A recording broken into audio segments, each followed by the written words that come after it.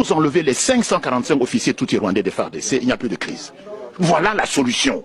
Par l'élection, par les concertations, le dialogue. On en a eu combien de dialogues? J'en ai compté 54, qui n'ont abouti à rien. Donc, la MONUSCO et l'ONU et la communauté internationale admettraient pendant une seconde que la crise congolaise est de type ethnique, qu'il n'y a pas de Tutsi rwandais. Pour ceux qui connaissent un peu l'histoire, c'est une insulte. Il n'y a pas de Tutsi congolais, bon Dieu. Le Rwanda a été créé au XVIIe siècle avant la création de l'État indépendant du Congo. Et le Rwanda fut une colonie allemande. Les Allemands n'auraient jamais laissé le roi Léopold II s'emparer des populations Tutsi rwandais, n'est-ce pas? Donc, les Tutsis sont au Rwanda, qu'ils rentrent au Rwanda.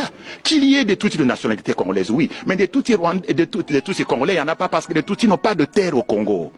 Il n'y a pas de terre appartenant aux Tutsis sur le territoire congolais.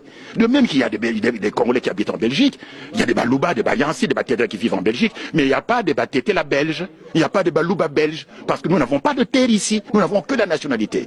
Qu'il y ait des Tutsis qui ont acquis la nationalité congolaise, d'accord, mais ils n'ont pas de terre ancestrale. Nous avons la liste, qui se trouve ici d'ailleurs au musée de Tervuren, de toutes les ethnies bantous qui ont cédé leur terre au roi Léopold II pour constituer l'État indépendant du Congo. Parce que l'État indépendant du Congo, l'EIC, contrairement aux autres pays africains, a été créé par fusion de terres, par addition de terres, appartenant à une quinzaine de royaumes et d'empires et à quelques centaines de communautés traditionnelles africaines bantoues. Alors que les autres États africains, les autres colonies africaines ont été créés par division.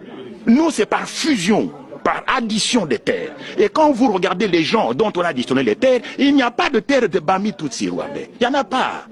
Et donc, ceux qui prétendent, les gens qui écrivent ici dans les médias, il y a une consoeur journaliste du soir qui parlait de Banyamulenge et des Tutsis congolais. Mais c'est du n'importe quoi. Madame Cross.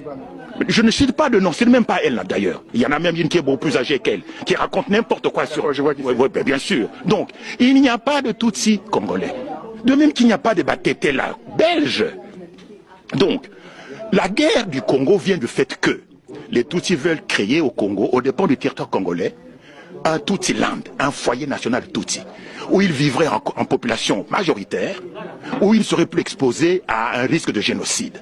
Et ce territoire, ils veulent le prendre où? Au Kivu. C'est pour ça que le Kivu n'a pas été impliqué dans la réforme administrative. Toutes les autres provinces ont été découpées, sauf le Kivu. Et puis on nomme qui? On nomme Azarès Roubert, un Tutsi rwandais, comme ministre de la décentralisation. Tiens.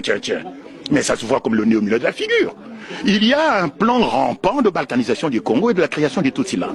Et ce qui s'est passé au Kivu, où on a massacré les chefs coutumiers, c'est ce à quoi on assiste aujourd'hui avec les Kamwina Sampo, c'est le même scénario. Donc la crise congolaise est de type ethnique. Et le reconnaître, ce n'est pas faire preuve de tribalisme, c'est en finir une bonne fois pour toutes avec le mensonge et l'hypocrisie. Qu'on admette qu'il n'y a pas de Tutsi congolais, que les Tutsis du Congo, et notamment ceux de l'armée en particulier, les 545 officiers, rentrent chez eux au Rwanda, et il n'y a plus de crise au Congo.